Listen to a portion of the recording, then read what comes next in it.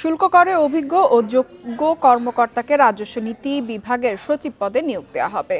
আর ব্যবস্থাপনা বিভাগের সচিব পদে রাজস্ব আদায়ে অভিজ্ঞ কর্মকর্তাকেই নিয়োগ দেওয়া হবে। সোমবার এসব সংশোধনী এনে রাজস্ব নীতি ও ব্যবস্থাপনা সংশোধনী অধ্যাদেশ 2025 জারি করেছে সরকার। শুল্ক করের অভিজ্ঞ ব্যক্তিরা মেধা ও যোগ্যতা দিয়ে রাজস্ব খাতকে এগিয়ে নেবেন বলে আশা করছেন বিশ্লেষকরা।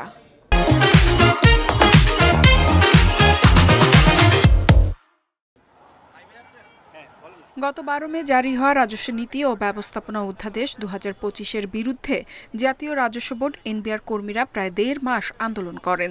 জুন মাসের শেষের দিকে দেশের শুল্ক কর আদায় ও কাজে স্থবিরতা দেখা দেয়। এরপর ব্যবসায়ীদের মধ্যস্থতায় আন্দোলন স্থগিত হয়।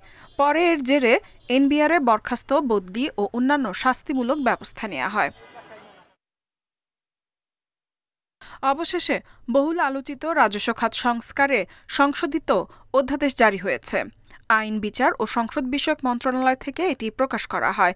মোট 11টি সংশোধনী অন্তর্ভুক্ত করা হয়েছে এই অধ্যাদেশে।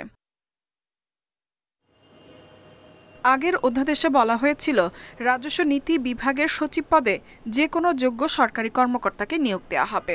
এখন সংশোধন করে বলা হয়েছে অর্থনীতি, বাণিজ্য নীতি বা রাজস্ব ব্যবস্থাপনা কাজে অভিজ্ঞতা সম্পন্ন সরকারি কর্মকর্তাকে রাজস্ব নীতি বিভাগের সচিব পদে নিয়োগ দেওয়া হবে।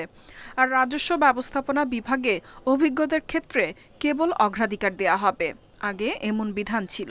নতুন সংশোধনীতে রাজস্ব আদায় সংক্রান্ত কাজে অভিজ্ঞতা আছে এমন যোগ্য কোনো সরকারি কর্মচারীকে রাজস্ব ব্যবস্থাপনা বিভাগের সচিব পদে নিয়োগ দেওয়া হবে। দুইটি বিভাগে যখন পরিপূর্ণভাবে কাজ শুরু করবে তখন এই রাজস্ব কর্মকর্তারা অত্যন্ত সফলভাবে দুইটি বিভাগ পরিচালনা করতে সমর্থ হবে।